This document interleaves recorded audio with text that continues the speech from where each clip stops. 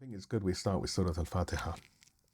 Bismillah ar-Rahman ar-Rahim, alhamdulillahi rabbil alameen, ar-Rahman ar-Rahim, maliki yawmiddin, iyaka na'budu wa iyaka nasta'in, ihdina as-sirata al-mustaqim, sirata alladhina an'amta alayhim ghayri al-maghdubi alayhim wa ad-dallin, sadaqallahu al-'aliyyu al-'azim.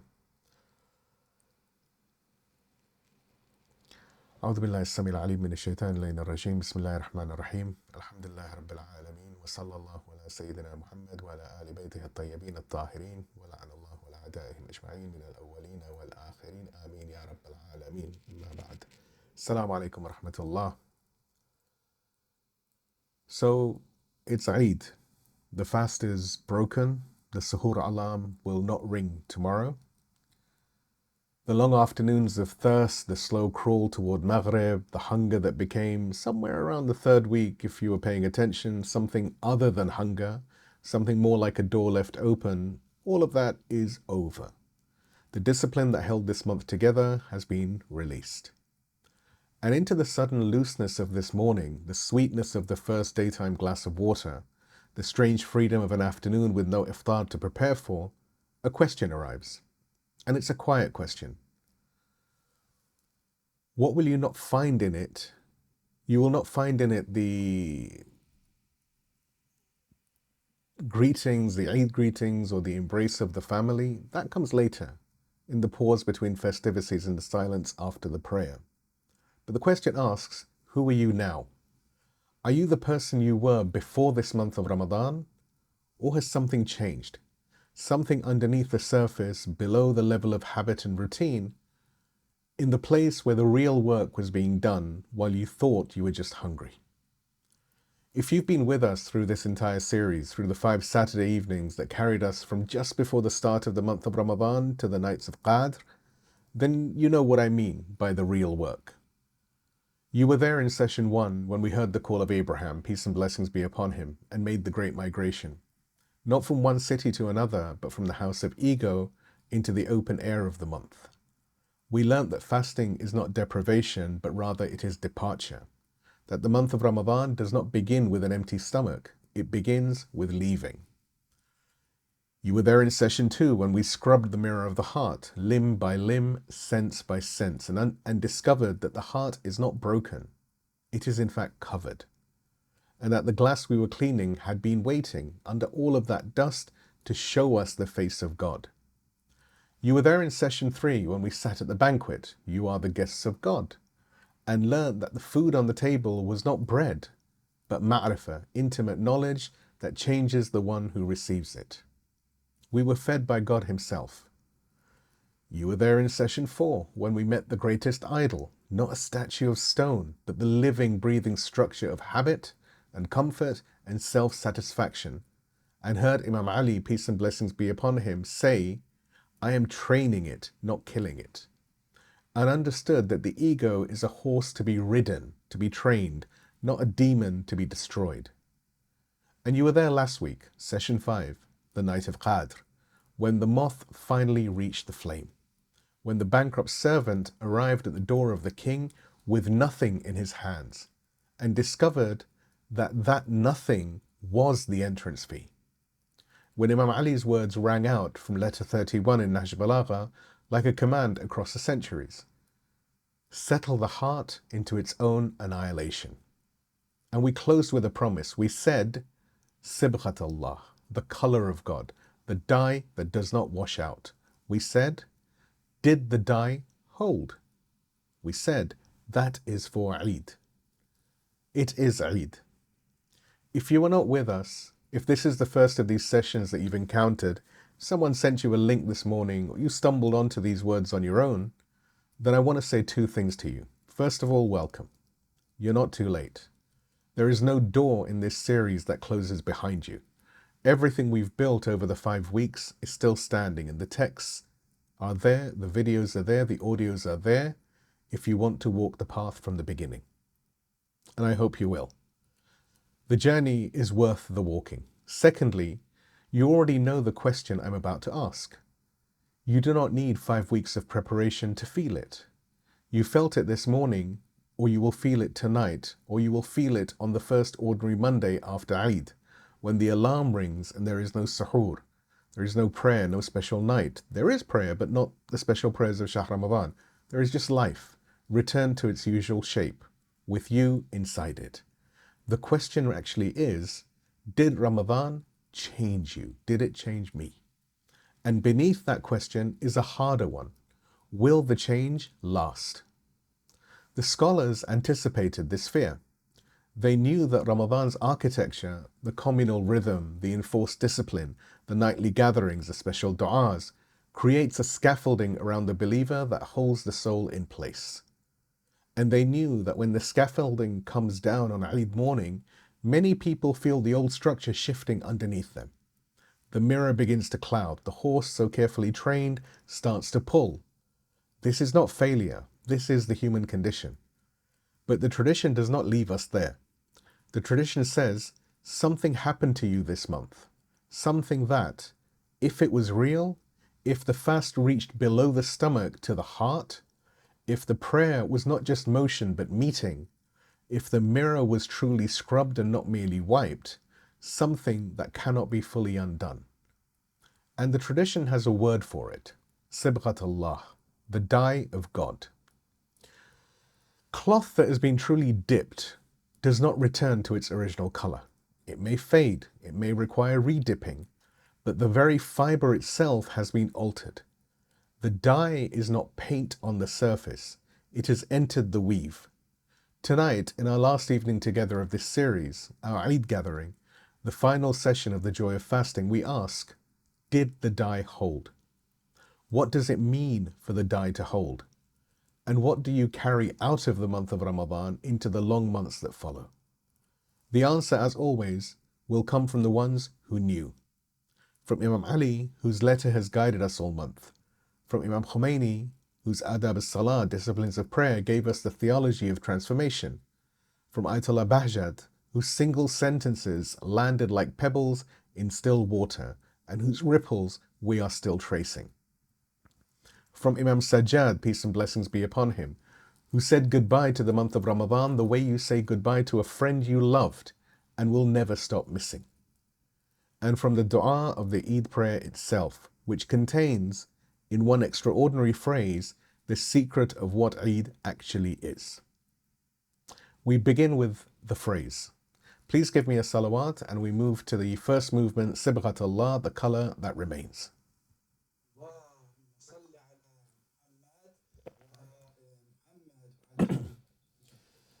There is a verse in Quran that many people pass over quite quickly.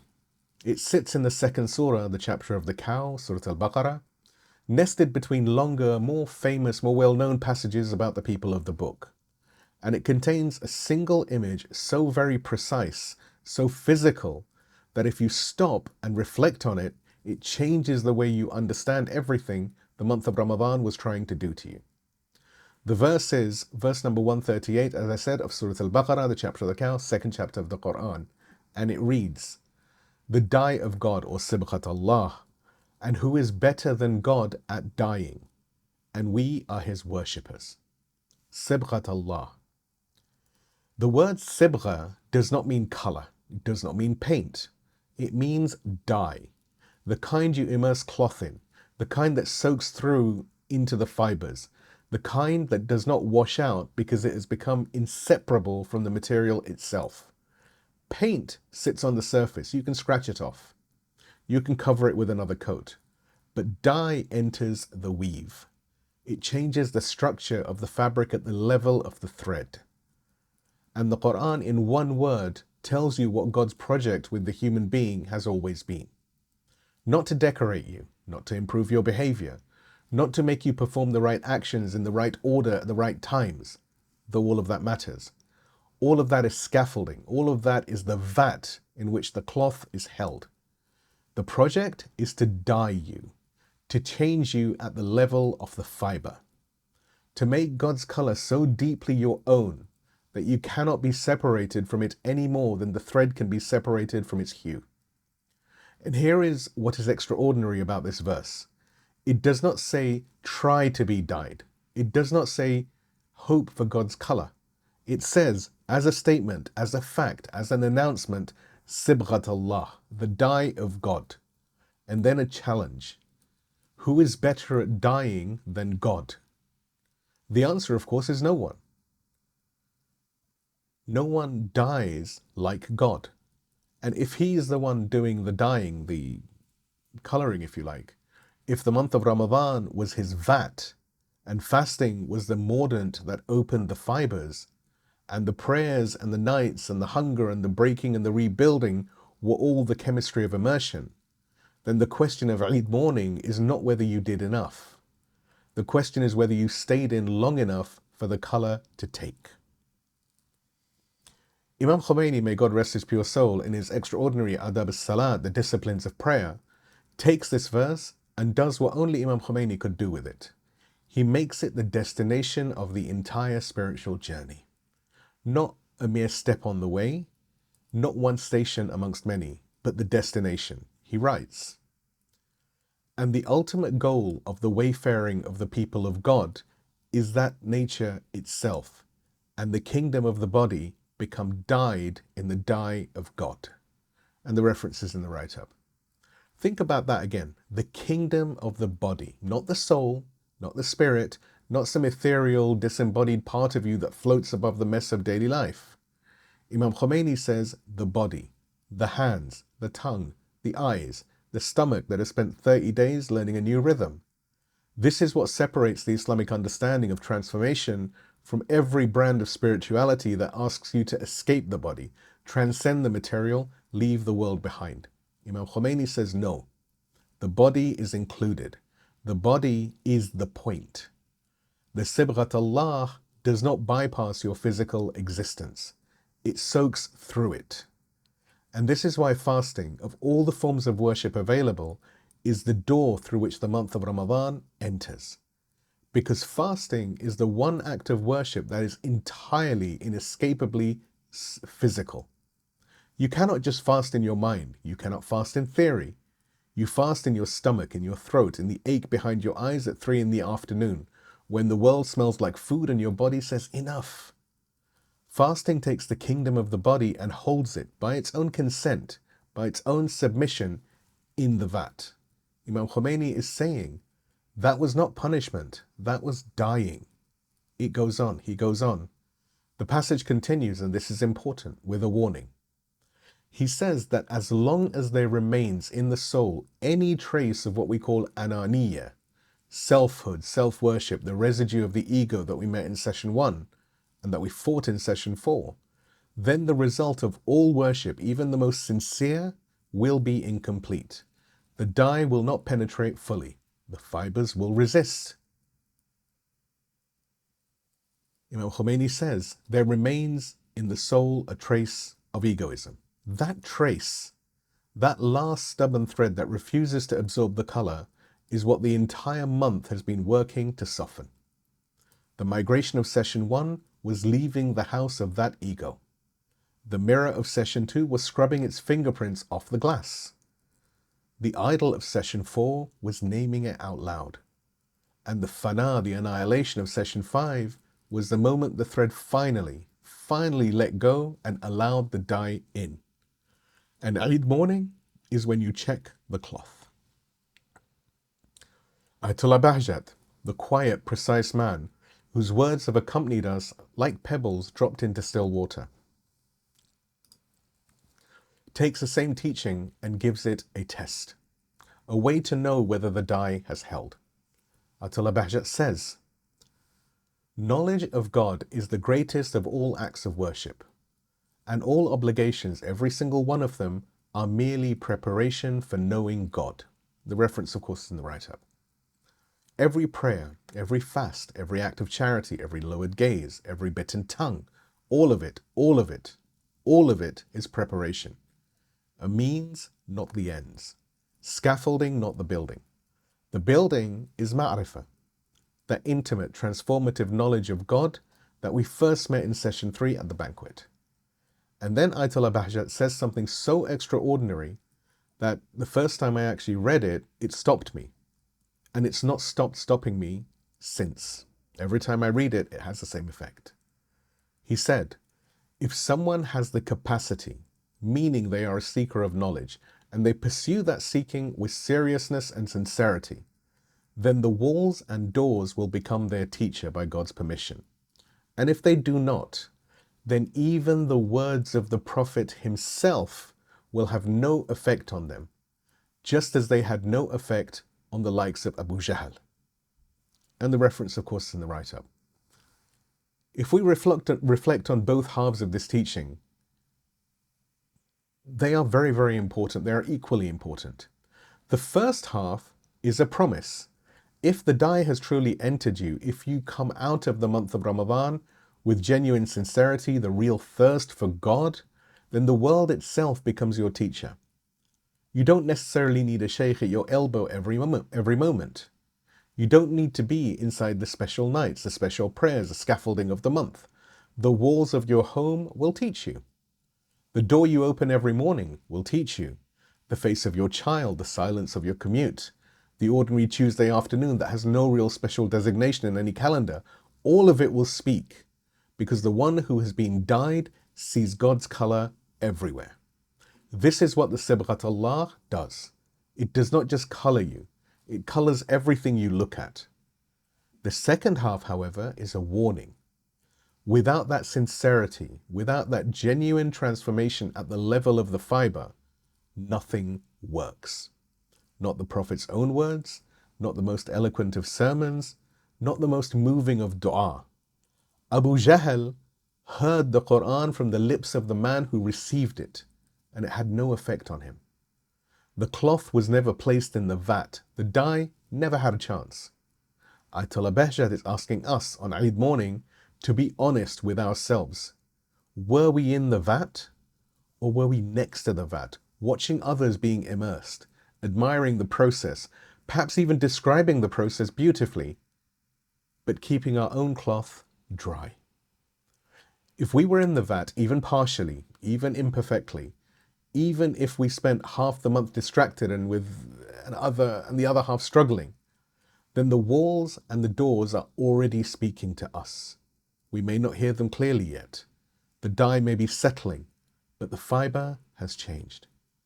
And the world, for us, will never quite look the same. This is what the month of Ramadan was for. This is what the fast accomplished. That is the Sibghatullah, the dye of God. Please give me a salawat. We move to a very short interlude, which is about what is Eid.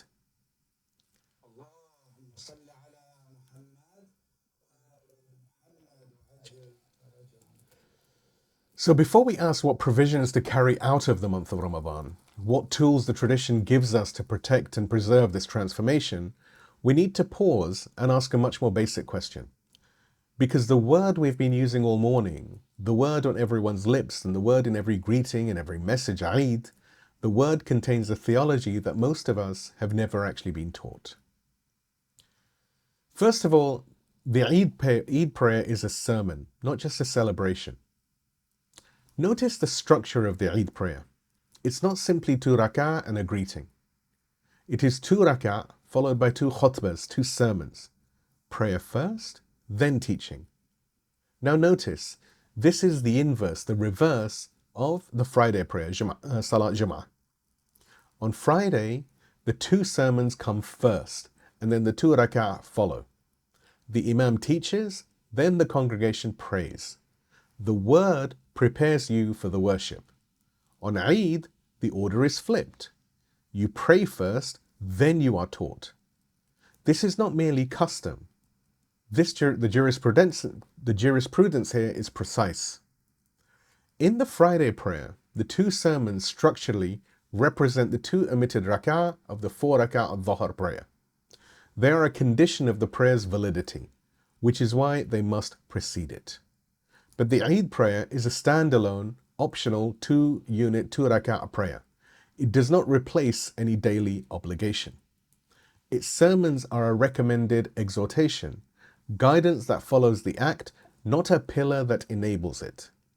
Imam Sadiq, peace and blessings be upon him, clarified this when asked about the prayer of the 2 Eids.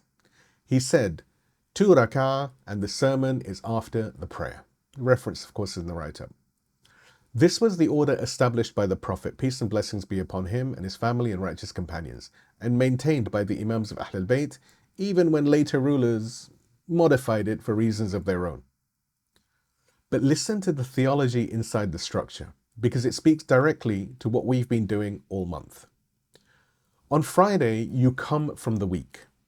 You come from the marketplace, from the office, from the noise and distraction of ordinary life.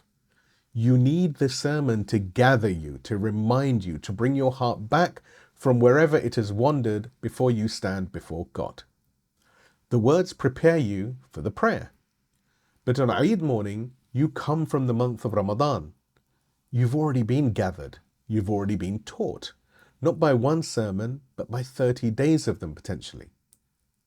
The month itself was your khutbah. The fasting was your instruction. The nights of prayer, the breaking of the idol, the bankrupt standing before God on the night of Qadr, all of that was the preparation that on any ordinary Friday, the Imam's words would need to provide. On Eid morning, you do not need to be prepared for the prayer. You arrive already prepared.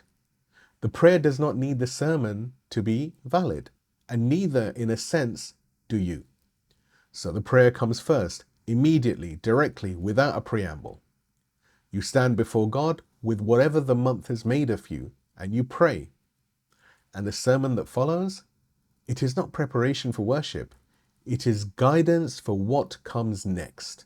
It faces forward, not backwards. It asks, now that you have prayed as someone shaped by the month of Ramadan, how do you carry that shape into the world you are about to re-enter? This is the question of our session tonight.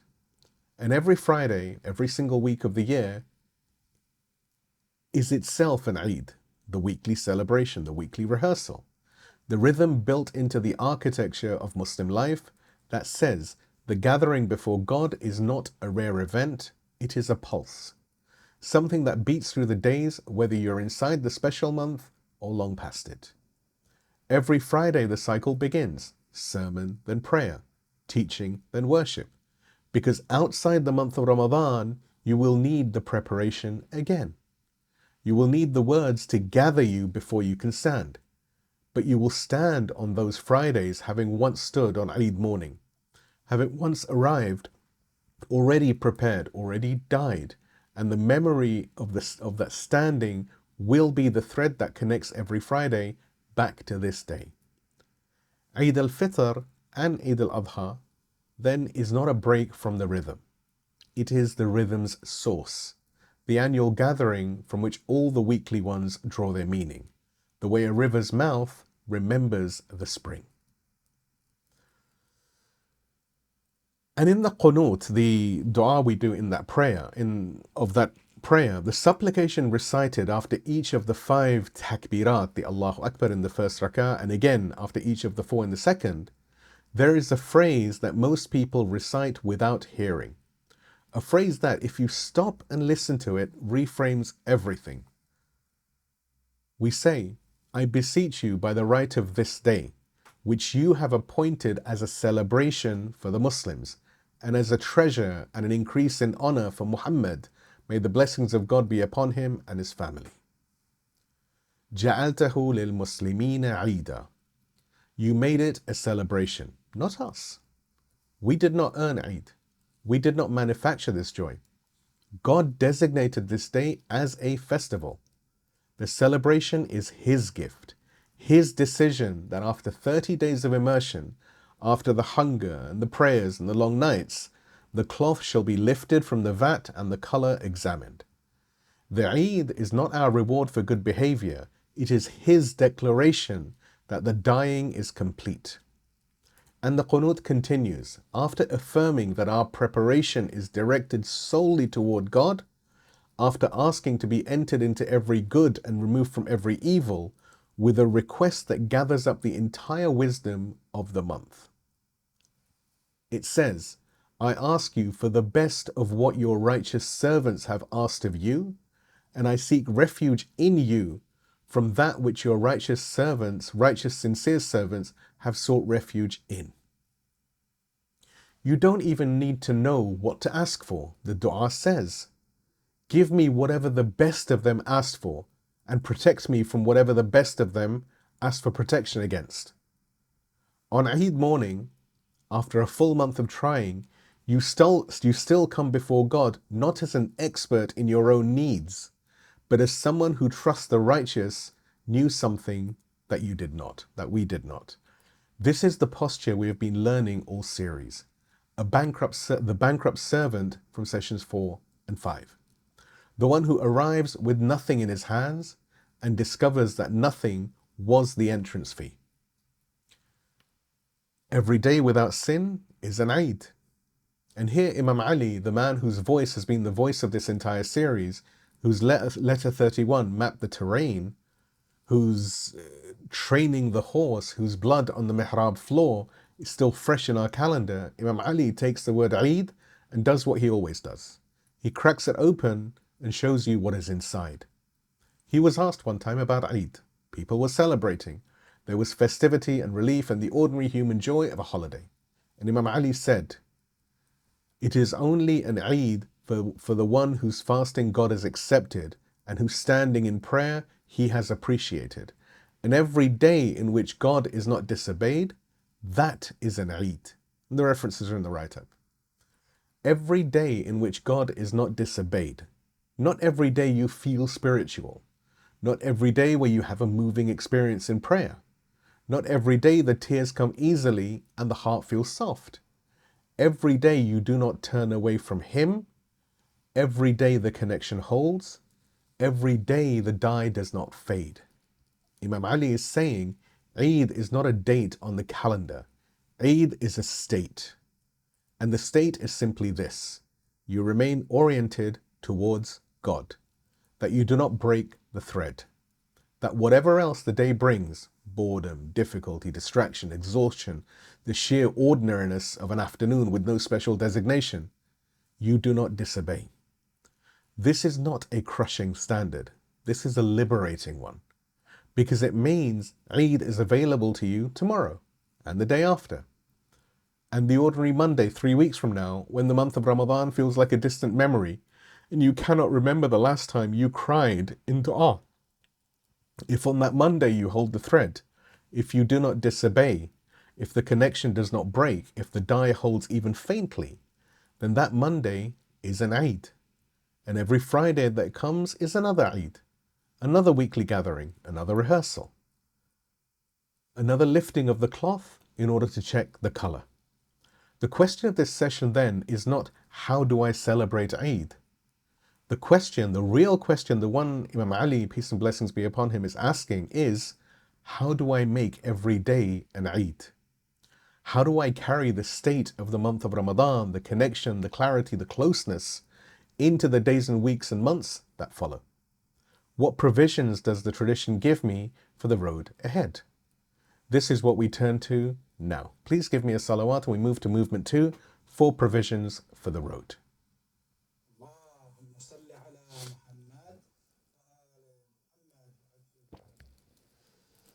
So the traveller who reached the summit must now descend. And descent, any mountaineer will tell you, is harder than the climb. The footholds that were obvious on the way up are hidden on the way down. The path looks different when you're facing the valley instead of the peak. The tradition knows this. It knows that the return from the month of Ramadan is not simply a matter of willpower, of gritting your teeth and trying very hard to be the person you were on the 27th night. Willpower is the first thing to fail. What the tradition offers instead are provisions, tools for the road, du'as for the descent, teachings that address not just what to do, but how to survive the doing. We will carry 4 provisions out of the month of Ramadan tonight. The first provision, the supplication of the drowning man. Imam Sadiq, peace and blessings be upon him, once told his companion, Abdullah bin Sinan, something that must have been quite terrifying to hear. Imam Sadiq said, and the reference of course is in the write-up, Imam Sadiq is saying, soon a doubt will afflict you, and you will be left without a visible sign or a guiding imam. No one will be saved from it except the one who supplicates with the supplication of the drowning man. This is known as dua al-Ghareeq, the supplication of the drowning man. Not the supplication of the student, not the supplication of the seeker, but the supplication of the drowning man, the one who is going under, the one whose mouth is full of water, the one who has seconds, not minutes, and whose entire theology has been compressed by the oceans into a single cry. Abdullah bin Sinan asked the Imam, and how is the supplication of the drowning man? And the Imam replied, he said, it is, Ya Allahu, Ya Rahmanu, Ya Rahim, Ya Muqallib al-Qulub, Thabbit qalbi ala dinik. O God, O most merciful, O most compassionate, O turner of the hearts, make my heart firm upon your religion. 5 seconds. That is the lifeline. That is what stands between the believer and drowning in an age without a visible guide. Then something remarkable happened. Abdullah bin Sinan, a careful, a learned man, repeated the dua back, but he added a word. A perfectly reasonable, theologically sound words. He said, Ya muqallib al-qulubi wal-absar, O turner of the hearts and eyes. Because God is indeed the turner of the hearts and eyes. It is true. It's even Quranic. And the Imam stopped him. The Imam said, indeed, God Almighty is the turner of hearts and eyes. But say exactly as I say to you, O turner of hearts, make my heart firm upon your religion. Listen to what's happening over here. The Imam is not correcting a theological error. He's correcting something far more subtle and far more important, the impulse to improve on what the teacher gives you. Abdullah bin Sinan's addition was true. Indeed, it was even beautiful. But the Imam says no. When you're drowning, you do not compose. You do not elaborate. You do not add flourishes to the rope that has been thrown to you. You grab it exactly as it is, exactly as it was given. This is the same dua that Ayatollah Bahjat insisted everyone recite, constantly, at all times, scholar and layperson alike. And now we understand why. Because the Imam prescribed it specifically for an age like ours, an age of occultation, of confusion, of doubt, of being left without a visible sign. An age when the scaffolding of the month of Ramadan comes down and you are returned to a world that offers you 1,000 reasons to forget what you experienced in the month that just ended. Ya Muqallib al-Qulub, O the turner of hearts. And the name of the dua is also a confession. The hearts turn, they do not stay. They are not fixed by nature. The very organ that received the dye of the month of Ramadan, the heart that was scrubbed in session 2 and fed in session 3 and broken open in session 5, that organ is by its nature a thing that turns. It rotates, it shifts, it drifts. And the moment the scaffolding comes down, the turning begins. Thabbit qalbi ala dinik. Make my heart firm upon your religion. Not elevate me. Not give me more. Just do not let me fall from where I am. At every level of faith, from the person who wept every night in the month of Ramadan to the person who could barely stay awake for Isha, declining from that level is regression.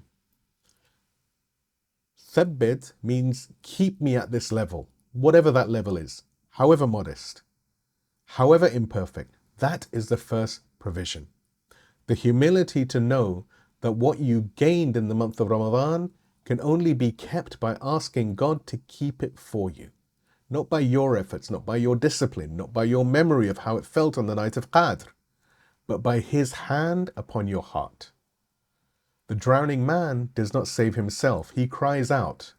And the cry, exact, precise, unembellished, 5 seconds long, is the rope. Ya Allahu, Ya Rahmanu, Ya Rahim, Ya Muqallib al-Qulub, Thabbit qalbi ala dinik. O God, O most merciful, O most compassionate, O turner of the hearts, make my heart firm upon your religion. Every day, for the rest of your life. The second provision, the bankruptcy that never ends. Do you remember the dua of the Ramadan nights? We met it in session 4 and it came back in session 5. The bankrupt servant who arrives at the door of the king with nothing in his hands. The dua for the nights of Ramadan recorded in Misbah al-Mutahajjid and Iqbal al-A'mal, whose words became the sound of the idol breaking. The dua reads, I have not come trusting in any righteous deed I have done, nor seeking the patronage of any creature I have hoped in. I have come confessing against my own soul, my wrongdoing and my oppression. That dua belonged to the nights, to the darkness, to the hunger, the raw openness of 3 in the morning. You might have thought it was a Ramadan dua, something you say during the month, when the scaffolding of the fast strips away your pretensions and leaves you standing naked before God. But here is what the tradition does. It places the same posture, not the same dua, but the same theology, the same bankruptcy, the same empty hands, in a different supplication prescribed for Eid morning. The dua recited when you go out for Eid prayer, narrated by Abu Hamza al-Thumali from Imam al-Baqir, peace and blessings be upon him. It begins with a beautiful inversion. Reads, O God, whoever on this day has prepared himself or readied himself or equipped himself to enter the court of one of your servants in hope of their rewards and gifts and bestowals, my preparation, O my master, my readiness, my equipment, I directed solely towards you in hope of your rewards, your gifts, your bestowals. And this is it's known as a dua upon going out for Eid prayer, and it's from Abu Hamza. You can find it the references are in the write-up. It's there in Mafatul Janan as well. It is Eid. People are visiting each other, bringing gifts, preparing feasts, entering each other's homes with offerings. And the dua says, yes, but my preparation is not for any of them. It is for you.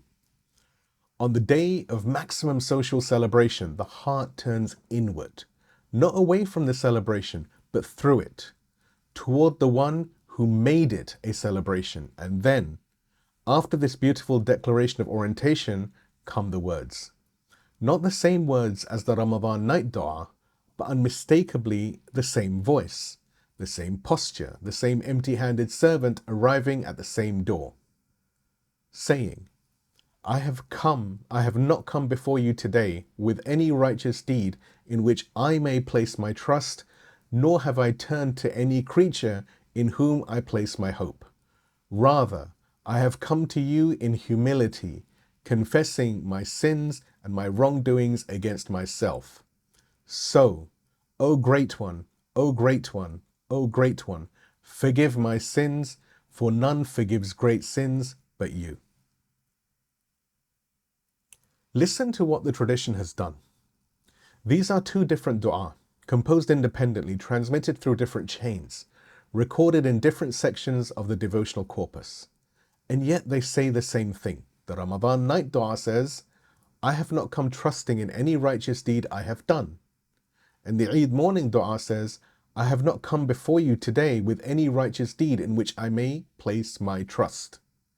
Different words certainly, but the same bankruptcy, the same empty hands.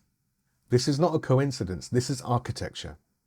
The tradition deliberately places the posture of poverty at both ends of the month, on the first night and on the final morning, because it wants you to understand something that the ego will spend the rest of the year trying to make you forget.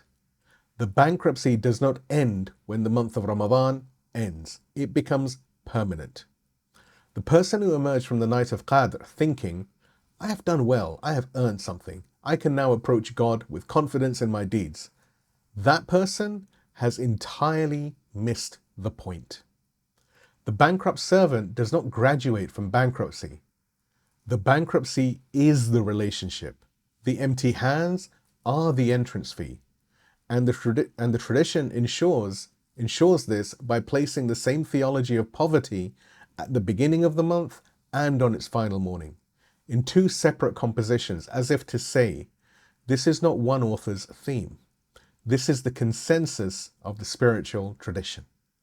This is what the Imams, peace and blessings be upon them all, want you to carry out of every month of Ramadan for the rest of your life. This is the second provision, the knowledge that you never graduate from needing God, that the die of Sibghatullah does not make you self-sufficient. It makes you permanently, beautifully, irreversibly dependent, and that dependence is not weakness. It is the strongest thread in the weave. And the third provision, the hardest terrain is the most rewarding. There is a teaching of Ayatollah Bahjat that sounds, at first hearing, like consolation for the disappointed, but it is not consolation. It is far more radical. He says, perhaps from the saying that worship in the time of occultation is superior to worship in the time of visible presence, one can derive that even loftier stations are possible for us. I'll repeat that. Perhaps from the saying that worship in the time of occultation is superior to worship in the time of visible presence, one can derive that even loftier stations are possible for us. References in the write-up. This teaching, the teaching rather behind this, is very precise. In the time of the Prophet, peace and blessings be upon him, his family and righteous companions, you could see the proof. You could sit with, for example, Salman al-Farisi, whose single night of prayer was worth more than the entire world and everything in it. You could watch Abu Dharr's patience, Ammar's courage. The evidence of what worship could produce was visible, walking amongst you, breathing the same air. We do not have that. We live in occultation. We live in the age that Imam al-Sadiq was describing when he taught Abdullah bin Sinan the supplication of the drowning man. The age of shubha, of doubt, of being left without a visible sign or a guiding imam. We live in an age where the scaffolding of the month of Ramadan comes down and leaves us in what feels like an entirely empty room. No visible proof. No companions whose radiance lights the path. Just ordinary life with its ordinary distractions and the memory of what we felt in the month that just ended. And Ayatollah Bahjat says, that is not a punishment. That is the condition that makes the greatest spiritual achievements available. Because worship without visible proof requires more faith. It requires more sincerity and more effort. And therefore, by the justice of God, who does not waste effort, it reaches higher. Ayatollah Bahjat marvels at this. He described the companions of the Prophet, the stations they reached, and then says, the hadith tells us that stations even beyond theirs are possible for us. Not despite the difficulty of our age, but because of it. The hiddenness does not diminish your worship, rather it magnifies it. After Eid, you return to a world where everything conspires to make you forget. The alarm no longer wakes you for suhoor. The evening no longer pulls you towards iftar and dua and prayer. The special nights are gone, the scaffolding is down, and into that sudden emptiness, the ego, the horse we trained so carefully in session 4, begins to pull at the reins again. This is the third provision, the understanding that the emptiness after the month of Ramadan is not a void. Rather, it is a frontier. The hardest terrain is the most rewarding. Every prayer you offer in the long months ahead, without the scaffolding, without the communal rhythm, without the special designation of the month, is worth more than it was inside the month of Ramadan. Every day you hold that thread in the ordinariness of July or October or February is a day of superior worship. The dye does not fade faster in difficult conditions, it sets deeper. And the fourth provision, the outward turn. So we've spoken of the heart, we've spoken of the dye, we've spoken of holding the thread between you and God through the long months ahead. And all of this, every word of it is necessary, but it is not sufficient, because the tradition will not let us rest in the inward. It never has.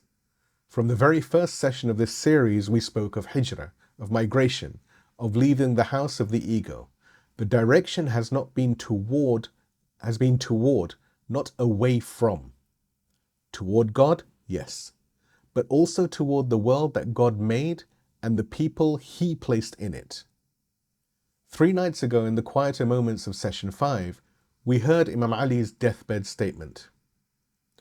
The 12 urgent repetitions of a single phrase. O God, O God, O God, attend to the orphans, the neighbors, the Quran, the poor, the prayer, what your right hand possesses. And then his very last words, The final sentence of the first public Imam. The words he chose to leave ringing in the ears of his sons and through them in the ears of every believer until the day of judgment. Do not abandon the commanding of good and the forbidding of evil, lest God sets the worst of you over you, and then you call upon him, and he does not answer you against them. No references in the write-up.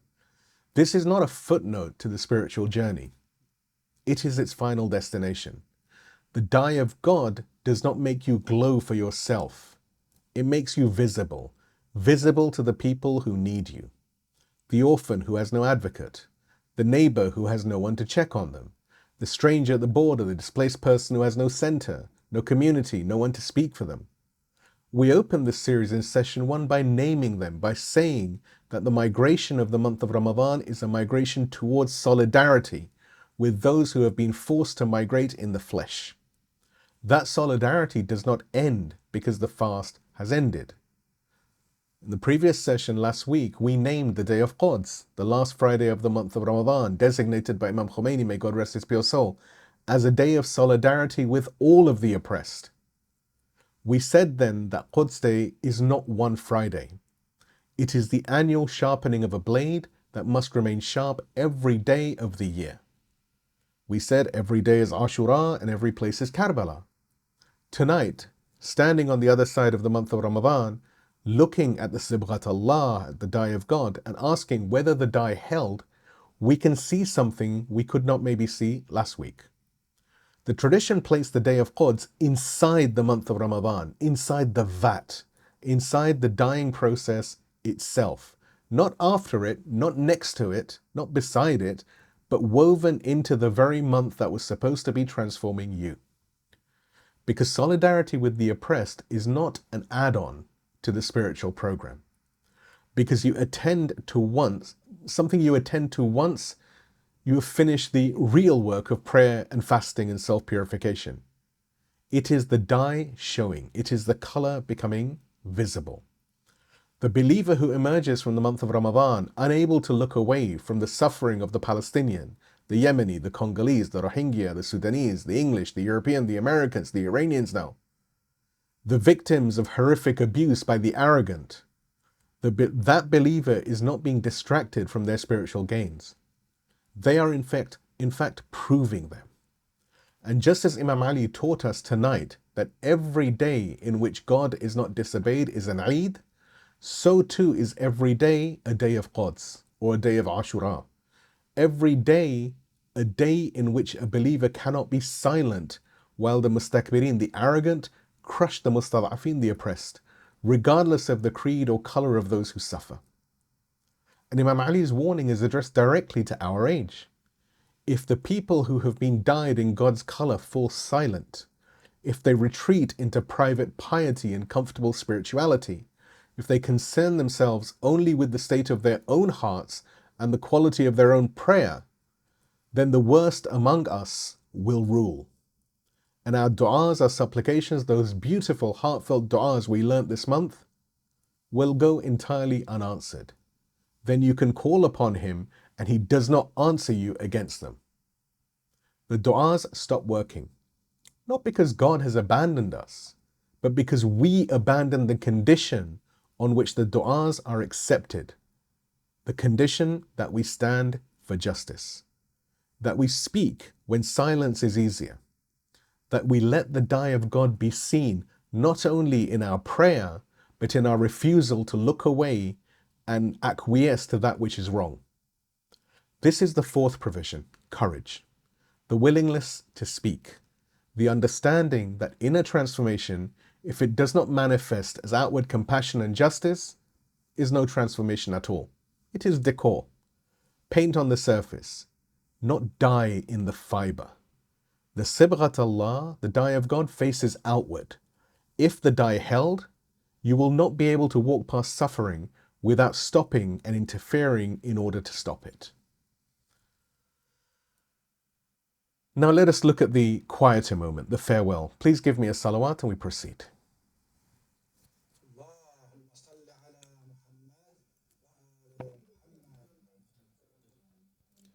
So in every session we have paused. We have stepped away from the argument, the theology, the architecture, and we have sat with something, a dua, a passage, a moment of silence in which the tradition speaks not to the mind, but to the heart. Tonight, for the last time in this series, we pause. And we pause with the voice that has accompanied us all series long. The voice that, more than any other in Islamic tradition, knows how to speak to God as though God were directly in front of them, listening. Which, of course, he is. Imam Ali ibn al-Hussein Zain al-Abidin, peace and blessings be upon him. The Imam of the prostators, the Imam whose entire surviving legacy is prayer. In his Sahifa Sajadiyya, the Psalms of the Ahl al-Bayt, there is a dua numbered 45. Its title is very simple. His supplication in bidding farewell to the month of Ramadan. And what Imam Sajjad does in this dua is something quite extraordinary. He does not bid farewell to an obligation. He does not close a chapter of worship. He says goodbye to a friend. Listen to how he speaks to the month, not about it, but to it. He says, we bid farewell to it with the farewell of one whose parting pains us, whose leaving fills us with gloom and loneliness. So we say, peace be upon you, O great month of God, O festival of his friends. And then the salam begins, one after another, each one a name for what Ramadan was, each one a way of saying, I knew you, you were real to me, you were not a duty, you were a companion. He says, peace be upon you, O most noble of accompanying times, O best of months in days and hours. Peace be upon you, comrade who is great in worth when found and whose torment through absence when lost. Anticipated friend whose parting gives pain. Peace be upon you, familiar who brought comfort in coming, thus making happy, who left loneliness in going, thus giving anguish. Qareen, comrade. Alif, familiar. Nasir, helper. Mujawir, neighbor. These are not metaphors. This is Imam Sajjad teaching us something about the nature of sacred time. The month of Ramadan is not a container that holds worship. It is a being, a presence that arrives, accompanies, and departs. You do not simply observe it, you are accompanied by it. And when it leaves, the loneliness is real. The grief is real. The anguish is not mere poetry. It is the anguish of someone watching a dear friend walk away, not knowing if they will ever meet again, because you might not. Peace be upon you, object of seeking before your time, object of sorrow before your passing. We grieve for the month of Ramadan before it ended. We were already mourning its departure while it was still here. And the Imam validates that grief. He does not say, be grateful for what you had. He says, yes, the sorrow is appropriate because something real is leaving. And then comes the verse that if you hear it properly, will stay with you until the next month of Ramadan. He says, peace be upon you. How much we craved you yesterday, how intensely we shall yearn for you tomorrow. Yesterday we craved you. Tomorrow we will yearn for you more, not less, more. The Imam is saying the absence will not be dull, it will sharpen. As the months pass, as the scaffolding fades further, as ordinary life reasserts itself, the yearning for what Ramadan was, for who you were inside it, for that closeness you felt to God when the vat was holding you, that yearning will grow. It will not diminish with distance, it will increase. And that yearning, we use the word shawq, is itself a thread, perhaps the strongest thread of all. Because as long as you miss the month of Ramadan, you have not fully left it.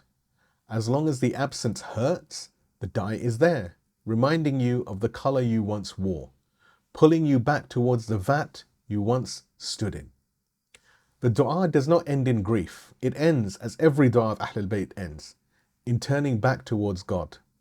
And its final request echoes everything we have said tonight.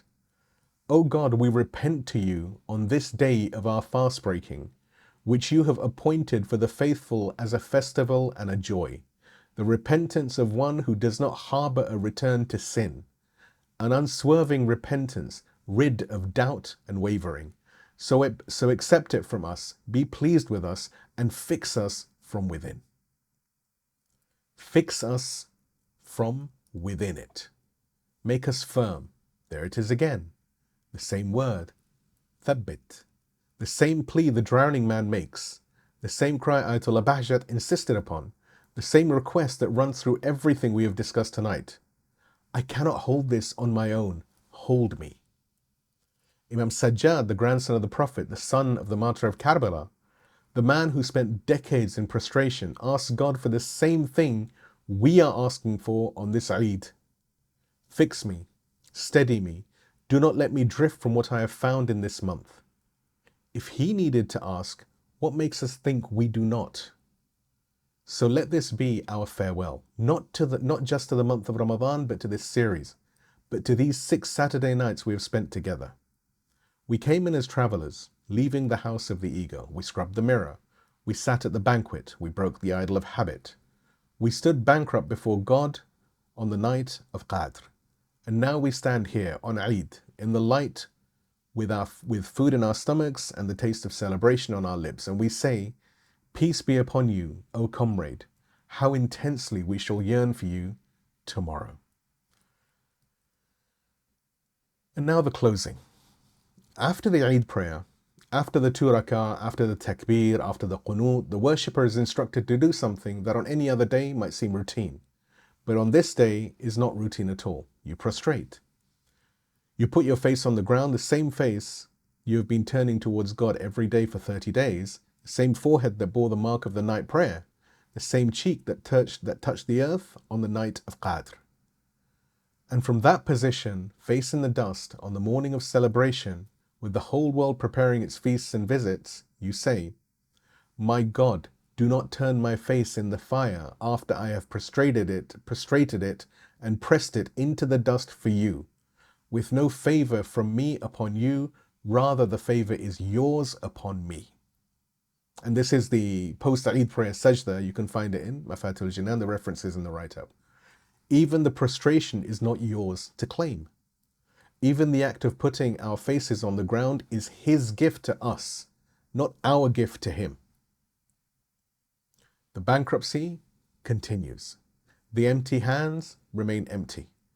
We are prostrating, and even the prostration belongs to God. And then, while still in prostration in sajda, we say the words that might be the most honest sentence in the entire liturgical tradition. We say, if I have been a bad servant, then you are a good Lord. The sin from your servant has grown great, so let the pardon from your side be gracious, O most generous. If I have been a bad servant, you are a good Lord. That is the whole theology, the whole series. The whole month of Ramadan compressed into a few words. It doesn't say, I was a good servant and deserve your reward. It doesn't say, I was a bad servant and deserve your punishment. It says something only the bankrupt can say, something that only the dyed cloth can say, something that only the person who has spent 30 days in the vat and emerged still imperfect can say with honesty, my quality is not the point, yours is. If I failed, and I did, your goodness is not contingent upon my success. If my sins are great, and they are, then let your pardon be greater, not because I deserve it, but because you are Ni'mar Rabb, the best of Lords. Because generosity is your nature, not my achievement. And then we say 100 times the simplest word, al-Af, forgive me, forgiveness, or rather forgiveness, forgiveness. 100 times, al-Af, al-Af. It's not a complex dua. It's not a big theological argument. It's not a list of requests. Just a word. Again and again and again. Just like a drowning man. There's that image again. Who has only breath enough for one syllable. Forgiveness, forgiveness, forgiveness. This is where the tradition leaves you on Eid. Not triumphant, not graduated. Face in the dust, repeating the simplest possible word. Trusting that the Lord who put the dye in the vat and the month on the calendar and the prayer in your heart will also put the pardon where it is needed. Sayyid ibn Tawus recorded these a'mal, and while he was recording, he added a final note, not a dua, but a warning in his own voice. He says, "Do not spend this day of yours in play and negligence, while you do not know whether your deeds are rejected or accepted. If you hope for acceptance, then repay it with a beautiful gratitude, and if you fear rejection, then be consumed with prolonged grief." The tradition does not let you rest. Even on the day of celebration, especially on the day of celebration, it keeps one hand on your shoulder, steadying you between hope and fear. You do not know if your Ramadan was accepted. You cannot know. And that not knowing is not a failure of the system. It is the system. It is what keeps you turning toward God tomorrow and the day after and the day after and the day after until you meet Him. If you fear, stay in grief. And if you are wise, you will do both at once. If you hope, rather, give thanks. If you fear, stay in grief. And if you're wise, you will do both at once. And now, to you, to us. We began this journey 6 weeks ago on a Saturday evening, scattered across time zones and cities and countries. Some of you joined from the beginning. Some of you found us midway through. Some of you are hearing this for the first time tonight. Having arrived at the end of the story, you did not witness from its start. It doesn't matter. You're here. And the tradition teaches us, Imam Ali taught us 3 sessions ago, that every day in which God is not disobeyed is an Eid, which means that wherever you entered this conversation, you entered on an Eid. And wherever you carry it forward, you carry it into the possibility of another one. We have drawn in these 6 sessions from a well that is inexhaustible. Imam Khomeini and Ayatollah Bahjat, Allama Tabatabai and Mirza Malik Tabrizi, the Sahifa of Imam Sajjad, the Nahj al-Balagha of Imam Ali, the du'as of Ahl al-Bayt, peace and blessings be upon them all. Words composed by people who lived the transformation we have only been describing. We've barely begun. The classical sources we've touched could sustain years of further exploration. These 6 sessions are a complete arc, from migration to return, from the house of the ego to the Eid of God. But they are not a closed book. They are, God willing, the first chapter of something longer. What we have built together, this congregation without walls, this community that gathers, not because of geography, but because of something harder to name, is itself a kind of Sibghatullah. The die that holds us together is not a building. It is not a postcode. It is not a city. It is the color that we share, the color of people who wanted more from the month of Ramadan than routine, came looking for the fire and were willing to sit close enough to be changed by it. That color does not fade because the series ends. We close, as we've closed every session, with salawat and with a dua. The salawat, of course, everyone knows.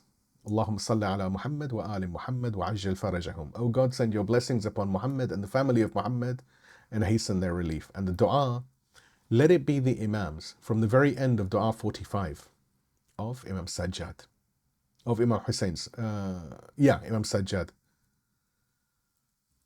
where he says, O God, bless Muhammad, our Prophet, and his household, as you have blessed your angels brought near. Bless him and his household, as you have blessed your prophets sent forth. Bless him and his household, as you have blessed your righteous servants, and better than that, O Lord of all the worlds. A blessing whose benediction reaches us, whose benefit attains to us, and through which our supplications may be answered.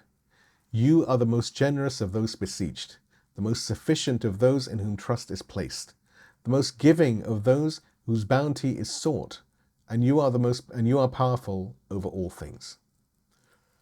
Finally, Eid Mubarak, and also because it's Nowruz, Happy Nowruz, even though this year is a difficult year because of everything that's happening, but I can say with confidence and complete trust in Allah that the future for all the believers will be significantly better than the past. This fire doesn't go out because this month has ended. We should carry it. وآخر الدعواني الحمد لله رب العالمين Wassalamu alaikum wa rahmatullahi wa barakatuh.